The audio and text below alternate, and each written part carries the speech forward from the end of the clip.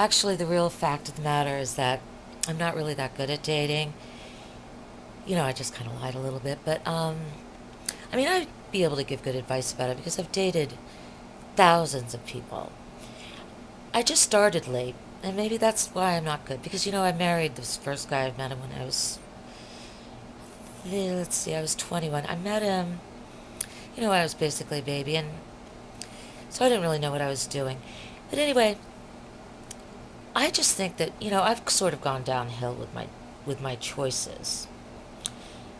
I think that that's true with almost everything in life, with me at least, that everything's gone way downhill. Even my, mental capacities, I'd say, and my judgment. I'm sort of going backwards where I'm probably around 11 right now. And that's how my mother treats me.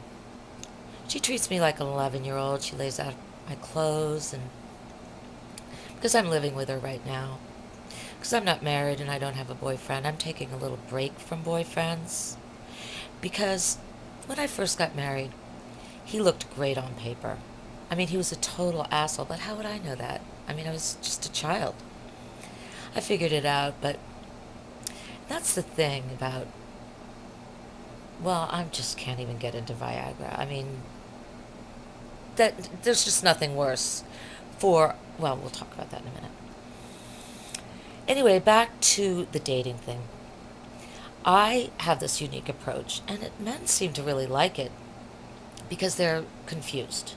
When I go on my first date, because I hate dates, I just have to get it all out in the open so that we don't waste time. So I just go, look, I don't have a job. I hate to work. I can't cook a thing.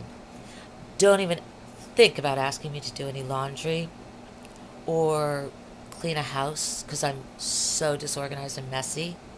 Then I go into this little long thing about ADD and how, you know, I've had it for my whole life and I can't think straight and everything breaks and I'm a disaster. I exaggerate a little bit, but not that much because it's basically true, but a little bit. So then he's taken aback because this is what he thinks. The date thinks, okay, she doesn't like me, so she's trying to back out of this. So they chase me more because, I never let them come to my house. I mean, they meet my kids. The good thing I did with my kids, I don't think I was the best mother. See, I blame everything on my mother for the reason I'm the way I am. It drives her crazy. I mean, I haunt her about it. But see, I gave my kids this little tiny pill when they were 17 and 18 so that they'd forget everything in their past. The only thing, it's great because they don't blame me for anything. The only thing is they don't remember anything, which is sad. I mean, sometimes they get the ceiling mixed up with the floor, or they think we live on the West Coast. Little things like that I think it affected, but basically they're making it through, and it was worth it. I would do it again. But so, I just tell all these things, and then since they can't come to my house, and they think I'm mysterious. And they like that. But for some reason, it was just my judgment that got worse and worse. So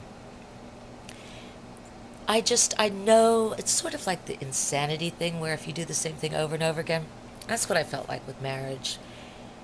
But I really would hate marriage now that they have Viagra because this is really my pet peeve. I was in the car and I started going, Viva Viagra. I mean, when you have a really horrible song and it's in your head, I almost killed myself. First of all, do you think any woman who probably isn't attracted to their husband in the least anymore, and just thinking of other people, not women, like I don't think about women, I'm not into that yet, but and then they have this monster crawl on top of them, and it says for 4 hours you have to go to the house. Okay, 4 hours of this man pumping you, where you're just claustrophobic and smothered. I mean, that doesn't mean foreplay. There isn't ever foreplay after you've been married for a long time, unfortunately. I mean, maybe for some people, but I really doubt it. The worst is, though, worse than Viagra is when, it's one thing, all men, of course, fantasize about other women when they're sleeping with you. If you're married to them, I mean, probably before the honeymoon's over, but definitely after 5 years. And you probably are, too. But when they start, so anyway, I was like, oh, Louise, come on, baby. I'm like, jumping off of him. What the hell? Blah, blah, blah, blah, blah. And then he goes, don't worry, it was a threesome. You were there. Thanks. So I just have some issues, I think.